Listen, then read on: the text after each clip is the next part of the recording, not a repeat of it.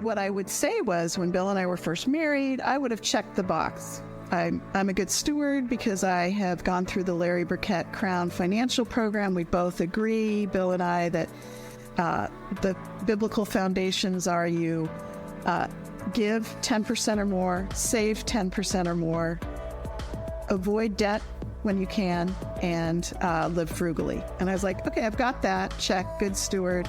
And then because we tithe, I thought that's generosity, and it is. But I realized it was only the beginning of the journey he was taking me on.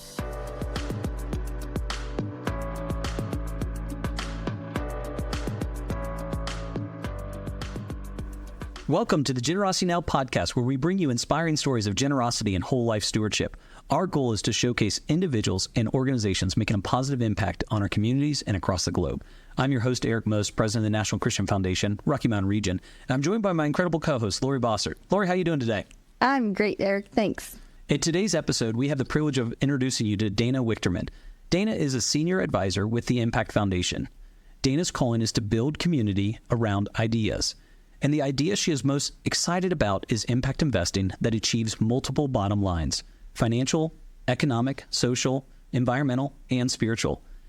Dana has a master's degree in international economic development from Columbia University. For 20 years, she's worked for the U.S. Agency for International Development and the International Trade Administration, managing a large team and directing millions of dollars in foreign aid.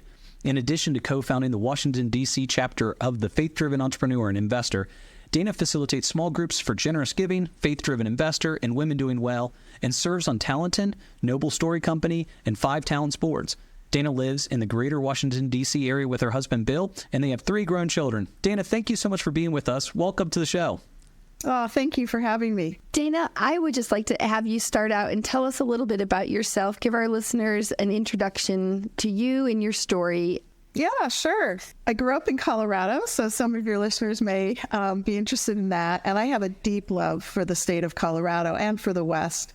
And some of my favorite memories of growing up are horseback riding along the Highline Canal for hours when I was a kid, exploring in just beautiful areas, and also taught skiing at the Winter Park handicap program.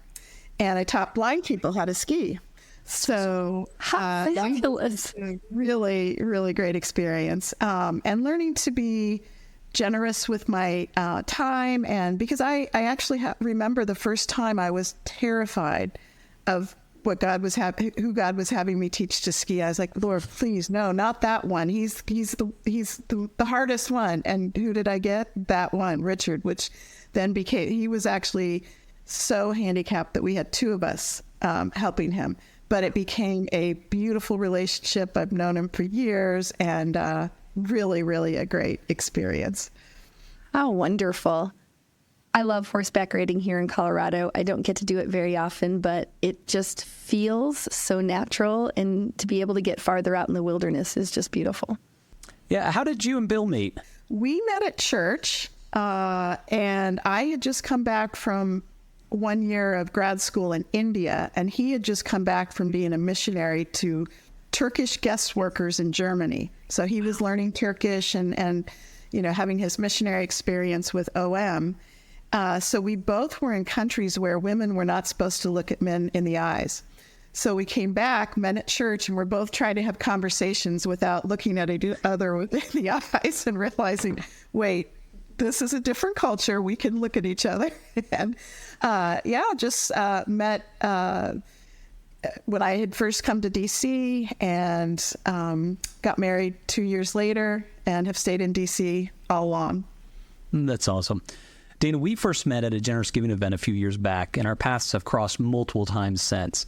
On the Generosity Now podcast, we talk a lot about generosity and whole life stewardship. Would you share a bit of your own journey as it relates to generosity and stewardship?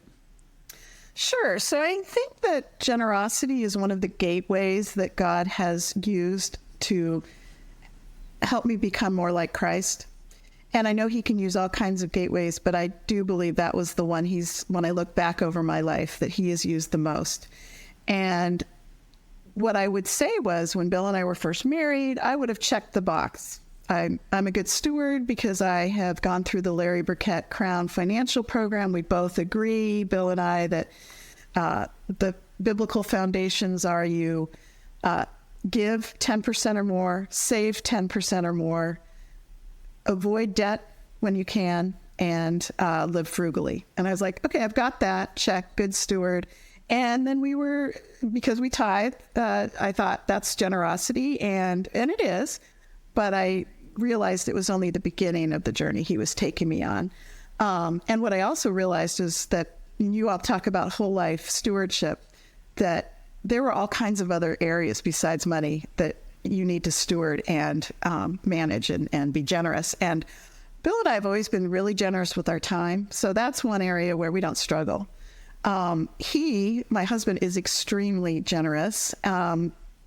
I would say almost to a fault, where I had to rein him in sometimes. But there were, when we first got married, we had that framework.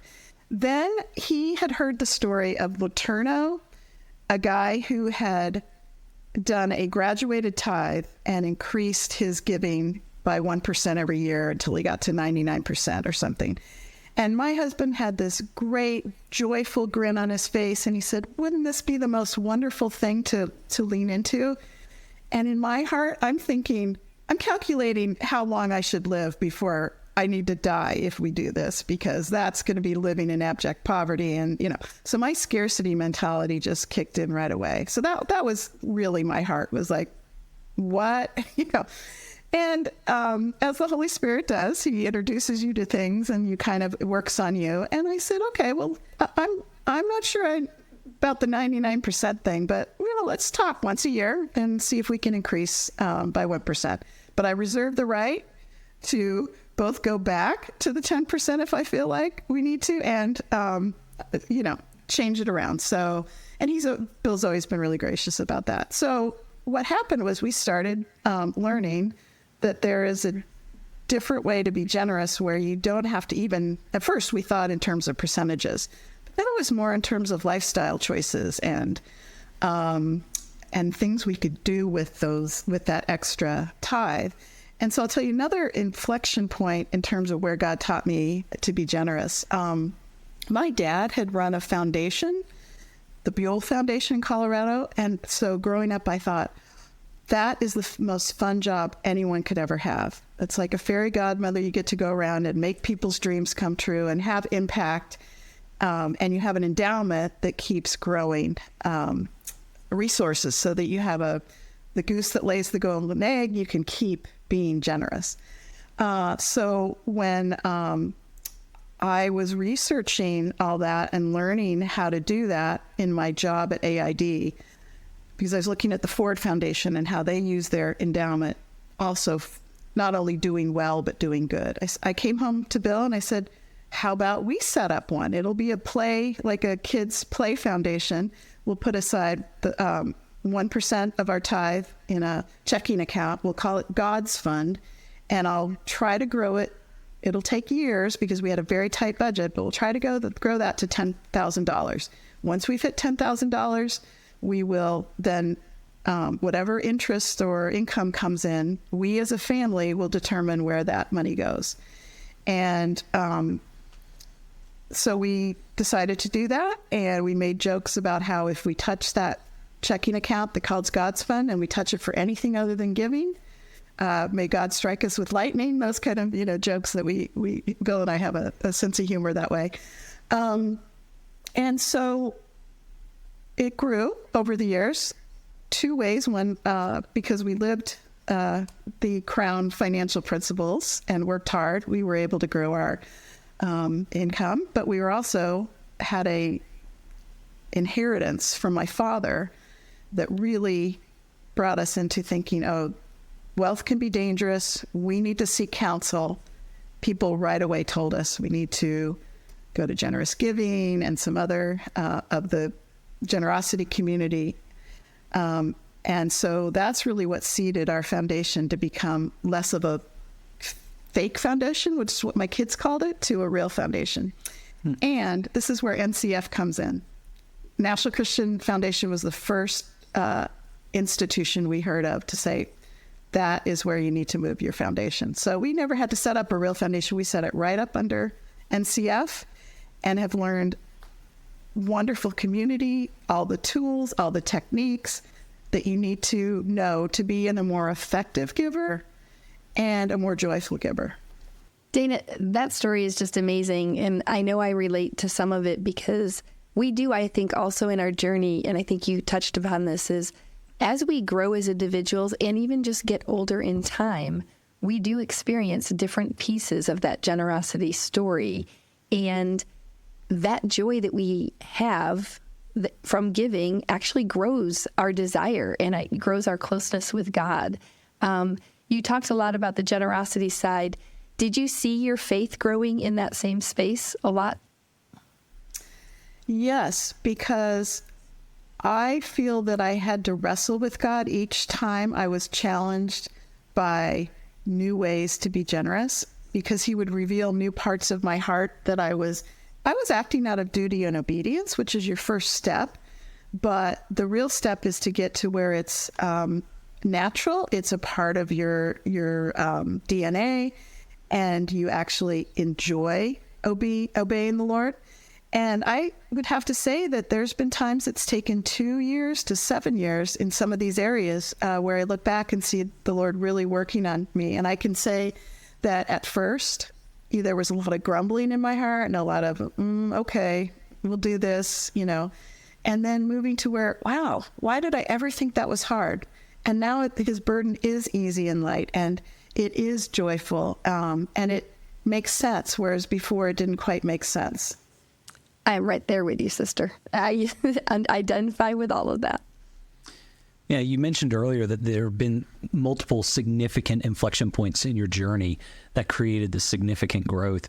You talked about the impact of generous giving and that help in your journey. I'm wondering if you'd flesh out any more of those significant inflection points. Listeners really, really, I think, appreciate and grow when they hear from other stories as well. Yeah, well, I would say, again, the main inflection point was when we got the inheritance from my father, and I felt destabilized. My husband just felt joyful, and I felt like, okay, what do we do now? How do we live? What choices do we make? And it was in community, in the NCF, Generous Giving, and those groups that I learned how to navigate this in a way that wouldn't spoil our kids, that would not spoil us, because I think God warns so much of the dangers of idolizing wealth. And I've always been concerned about the materialism in the West and in Western Christianity. And so really have been around in this generosity community, have really been around people who have walked it out. They're way more mature than me. They're way more creative. Basically everything I do, I just copy someone else. And I just love it, because I see people co-creating with God, living out their purpose and their calling, and those works that, in Ephesians said, those good works that God set out for us to do before we're even born. And I see people living into those so joyfully, so much fun, so relationally, with their resources, time, talent, treasure, ties, testimony, everything. I really appreciate you sharing all of that. And your involvement, though, is also with impact investing. Can you dig into that a little bit and how you got involved and started down that road of impact investing in that stewardship place? Sure. Well, that would be another inflection point, because about 6-7 years ago, the Lord challenged me and said, there's a whole other pocket that you haven't turned over to me, and it's your investment portfolio. And I was living didn't know it at the time, but I was living under the two-pocket mentality that we call now, where you make as much over in one pocket, your investment portfolio, so that you can give enough away, give more away in your charitable bucket. And through this community, I learned that the Lord wants it all, and he's the best steward, the best manager, the best boss, and he really needs to be consulted and over our investment portfolio. Both our endowment within National Christian Foundation, but also our personal finances.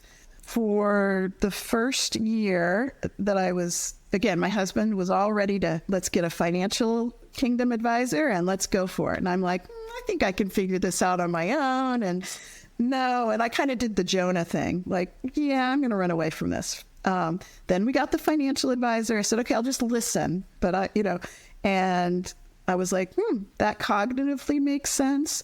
That, and then it started to, the Holy Spirit again worked on me to where it's like, that really makes sense. We do not want any ill-gotten gain at all. In fact, why would God want me to offer charity to, charitable money to him that was ill-gotten? No, that doesn't make sense. So through that, we have been going through now our entire portfolio, making it at least with the negative screen out what the Lord would not be honored by. And then, even more exciting, putting the positive screens in. What kind of investments might God love to see? What kind of flourishing can these businesses that we're investing in contribute to the world? What kind of shalom? And so that's how I was introduced to impact investing. And your sister organization, Impact Foundation, with Amy Minnick and Jeff Johns, I started with them just this year and have loved being an advocate for, particularly for women, to get involved in impact investing as a way to live out joyfully and intentionally their calling with all of their resources. That's great. We talk a decent amount about impact investing here on the Generosity Now podcast. If you are just joining in and you're not very familiar with it, one, we did a podcast, I think it was in the early numbers, 4 or 5, on what is impact investing. But Dana, would love to even hear just from your own voice. Would you give it just a description of impact investing? And then would love to hear, there are, through Impact Foundation, what are just some projects or things that you're really encouraged by, or some stories where people can start maybe putting some meat on the bones as it relates to, okay, I've been hearing more about Impact Foundation, but like, what could these be and what could they look like? Yes. So for me, impact investing is using there's 2 ways. You can use your charitable capital through Impact Foundation to set up your own donor advised fund. And instead of investing in a charity, you're investing in a transformational business that has multiple bottom lines. You can have spiritual impact, economic impact, social, environmental. And you're doing it with equity or debt. So it's as if you're creating that recyclable capital, because when those companies can pay you back their debt or they have an exit and you have equity, it goes back into your donor advised fund and you get to redeploy it again. And so I really see NCF and Impact Foundation as just all part of the ecosystem of harmonizing how you do your charitable impact work and your kingdom work, really. But we also do impact investing out of our personal capital as well.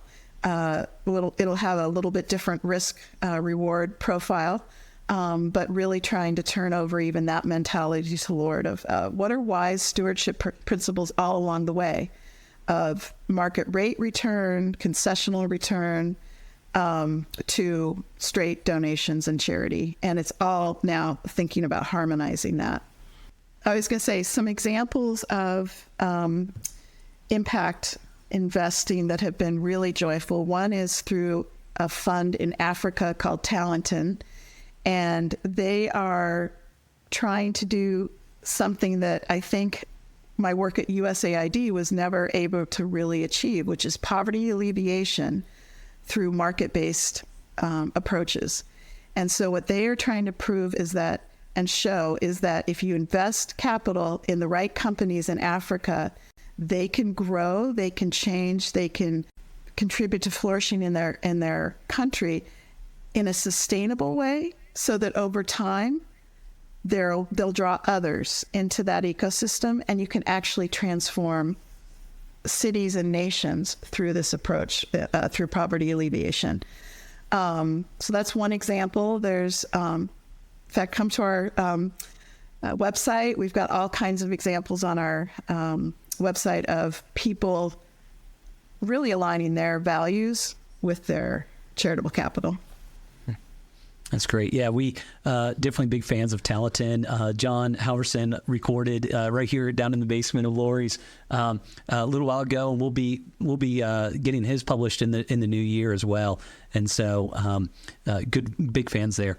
I also love how through the Impact Foundation you can also make more like direct investments. So that was like more of a pooled fund kind of option, but then there's also like direct investments that you're able to make using your charitable capital. And so, and those they are varied. There's coffee companies, there's coffee shops, there's movies, there's Christian movies, there's The Chosen. All of these are different avenues that folks are able to use their charitable capital and their private capital, personal capital, to make investments in these organizations. Yes, and one that we made direct investment in was called Noble Story Co. And we, two guys that launched a company to really try to bring good, true, and beautiful entertainment into the culture in a way that is, I would say, faith adjacent, not faith based. And there's plenty of TV and movies that are being produced for the faith based community, and they're getting better. But we need to also battle it out in those faith adjacent sides. And so when I met Adam and Andrew through the Lion's Den, they were raising capital for their startup. And so I used my impact account, invested equity into their company. Then later on, when they needed debt, I also used my impact account to we negotiated the interest rate. And so I have both equity and debt in that company through my impact account. But what was really beautiful is they asked me to be on their advisory board, and they asked me to be their spiritual integration officer. I didn't know what that was. I said, okay, let's figure that out. So through the NCF community, I call people and say, well, how do you do this? How do you advise your companies to integrate spiritual principles throughout the entire business, not just in their hearts, but in their legal documents and how they treat employees, how they treat the suppliers. So that's been a really beautiful experience. What an honor to be asked to have that position in this organization, and what a privilege it is that you get to mentor in that board role. You're very involved in a lot of things, Dana, and I love the leadership and all of the things that you do. What other things are you involved with today? Sure. And so I left USAID about 20 years ago, but my heart is still in poverty alleviation around the globe. And I really believe now that it's going to be the marketplace where God is going to be, and his spirit is really going to be moving people to be 24/7 believers in the marketplace. And Jesus did a lot of his miracles in the marketplace, and I think he will continue to do a lot of those miracles in the marketplace. And I see that happening in the faith-driven entrepreneur and faith-driven investor community. And I see these people aligning their calling, their work with God's heart for his glory, for the good of others, and for their good, because they need an income. And there's nothing wrong with making an income, a good income. And they're doing it in a way that faith-driven investors can come alongside them. So kind of the builder and the backer that a friend Donna Harris says, that you have these co-creators with God, which are the entrepreneurs that are taking so much of the risk. And then you have the funders, the backers, that you can, as an investor, come alongside these folks that are being so creative all around the globe. And so that, I would say, is one of my truest joys, is to see this movement of faith-driven entrepreneurs and investors being built out. So we started a local community in the DC area We meet 6 times a year. We bring in faith-driven entrepreneurs to showcase what they're doing, and we think through what are the marks, what are the ways that you can live out in a Christ-like way, how to manage your capital when you're doing this kind of entrepreneurial investment journey. And then just serving on several boards of, like I said, Noble Story. I also serve on Talenton's board. But then I get a deeper insight into how this co-creating with God and solving global problems in God's way, with both the means and the ends, I get a deeper, richer sidecar to be a part of all that. You know, it's interesting. I don't think I've thought through this yet enough until just listening to you, but it's really neat that through impact investing and having faith-driven investing as a focus of what you're doing now, you're also much more aligned with the organizations that you're actually invested in. So previously, I even think about in my own portfolio, I'm not connected to many of the companies that we're invested in, but here you've been asked to come in and be to lead in the spiritual formation of this organization and to be on the board of this organization, and you intimately know the stories of the investments and the impact that you're making. And so when we think about that whole life stewardship, as we kind of riffed off of the acronym LIFE, your labor, your influence, your finances, your expertise, you're able to integrate all of those things when you've kind of gone all in focusing on this faith-driven investing kind of world. So I think it's really beautiful. Thank you. I just find so much joy in that. It's more holistic, and I get to feel like I'm a part of it, because God didn't make me an entrepreneur, and that's okay. And he didn't even make me that creative, but he allows me to come alongside creatives and be a part of their work. I'm right there with you, Dana. I'm like, I'm not the entrepreneur side. My partner here, Eric, is a great entrepreneur. He's wonderful. And I just see those, God created us differently. And we have just like you said, we can still be involved, but we don't all want to be the same purpose. And we get to do different parts of the puzzle in building these different organizations. And the impact investing and being involved in that is just, I love it. I came from a large charity, and I love seeing this different, where we can give people the opportunity to have those jobs, to be able to build their businesses and help that poverty alleviation in such a different way than just giving handouts. And I just think it's a beautiful way that we as believers have really progressed in this place of really being involved. I agree. And in fact, I see Compassion International, your former organization, as doing that. They are not only working with children, which I love. We've had several Compassion children over the years, but they are working with then faith-driven entrepreneurs and helping kids that have graduated out of the program to then find a footing in business and earn their own income. So it's not only a handout, but a hand up.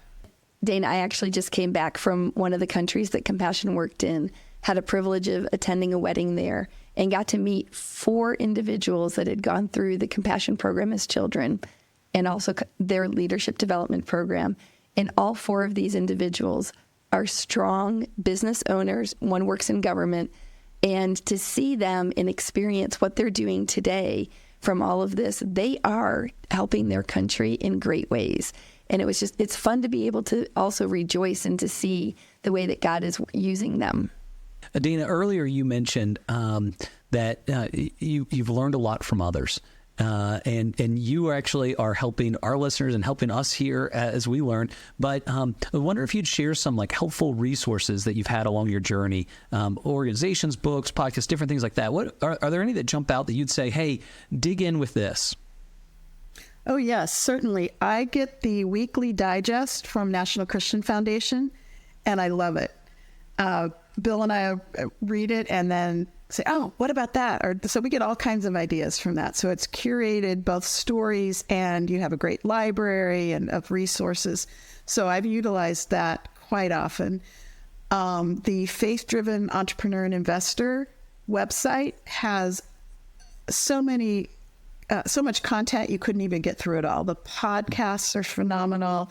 I've been through many small groups, mostly on Zoom, some in person, but those are terrific because then you can meet like-minded people and actually talk through the content and struggling with how to do this well. I would recommend the Generous Giving website. And again, their videos are tremendous, and going through a jog, which is a journey of generosity.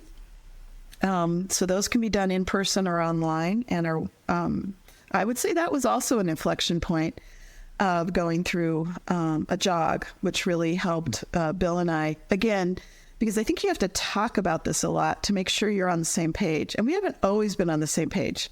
And there are some things he gets more excited about than I do. There's core things that we've grown together and we're excited about giving or investing in those. But then there's the side pockets where he's excited about, I'm not. So we kind of have a little bit of a portion of all of that we leave to each other and say, okay, that's, you have a budget there. We budget everything. And the other thing I would say have learned is that partly because most of the way I have started with generosity is to feel guilty and, kind of, okay, live into the shoulds because this is what I'm supposed to do as a Christian, is that everybody's generosity journey looks different. Yours does not have to look like someone else's. And you can say no to things. If your name is not on it, if you've prayed about it and the Lord has shown you where your calling is, you can say no. You should say it gracefully and kindly. And I've had to learn that. I used to kind of ghost people when they'd ask because I'm like, oh, I feel guilty saying no. And it's like, no, do it in a God-honoring way. But we all get compassion fatigue now. 24/7 news shows us every pocket of every suffering around the world. And people need to know that Jesus is the Savior, not us. And we're supposed to just come alongside and do the good works that he has determined for us to do. So your yes is godly, but your no is godly. That's a great word. And I think a lot of us really need to have that permission. And I think it's really important that we can really encourage each other in that space. I was going to say also another learning I've had is that it takes time. So I hear people saying, I started out joyfully. As soon as I was generous, I was joyful. I'm like, yeah, that wasn't my experience. It has been Bill's, but not mine. And so I felt guilty again, what's wrong with me? And what I've seen now is that it took time. And as I obeyed and lived into it and developed kind of the exercise muscles, the generosity habits and muscles, then the joy came. So I would say for those of you who are feeling guilty by not feeling the joy that you're, quote, supposed to be feeling when you're generous, just wait. It will come. And then it'll come in fury and beauty. And I actually feel like I'm now in an enchanted garden where it's everywhere I look. It's beautiful. It's fun. There's wonderful plants and people, and it's like a playground. But that was not how it started. So Dana, we talk a lot about generosity stories and different things here. Why are you convicted that it's important for us to share those stories? Well, I think it's part of our testimony. And I think Christians too often only want to tell about how horrible they were and now here's where they are now. But they are very reticent to share about how God has transformed them into being more Christ-like because it looks boastful.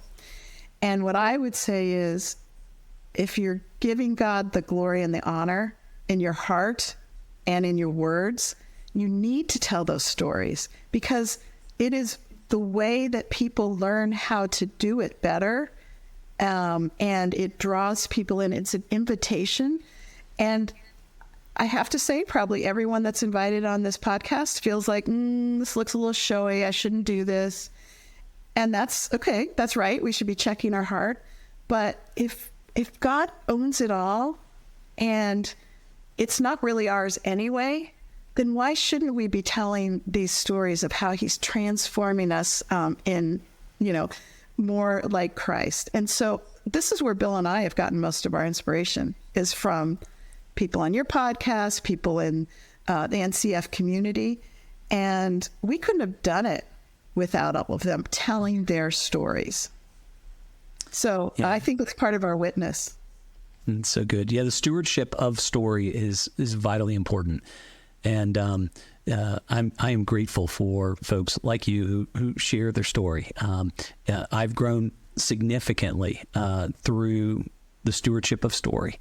And as you say, is we're not pointing it to puff ourselves up, but it's to point to the King of Kings, the Lord of Lords. We say yes and amen. So thank you. I really appreciate that, because I want to be more sanctified every day. And I do learn from others that are willing to be that vulnerable with me. So I really do appreciate that. So we often talk in the Christian community about how we look different than non-believers. And so it's the whole thing of what is worldly, what is not. And I think generosity is one of those gateway virtues that can help you be less worldly and more like Christ, as we've said before. And it's because with our generosity, we get to show people what we're for rather than what we're against. Again, so often, part of our faith is denying and stepping away from what is not God-honoring. But in generosity, you get to step towards what is God-honoring. And I do believe that is one way you shine the light on the gospel and become less worldly. Yeah, one of the pastors, I think I've shared this before, I heard him say, live in such a way that it demands an explanation. And I think that you hit the nail on the head, through our generosity. It demands an explanation. Why would you do that? Why would you be so generous? Why would you give me that? Or why would you support that? It's you could go buy a bigger house if you didn't do that, right? And so living in such a way that it demands an explanation, I think, is a beautiful thing for sure. So another inflection point that God told me along my generosity journey was that I was now doing better with my finances, but I wasn't doing well with my possessions or my home. I believed that I was supposed to be hospitable, and I acted in hospitality, but usually grudgingly, again, had trouble when people would use our things and break or scratch, or, furniture would get stressed, whatever.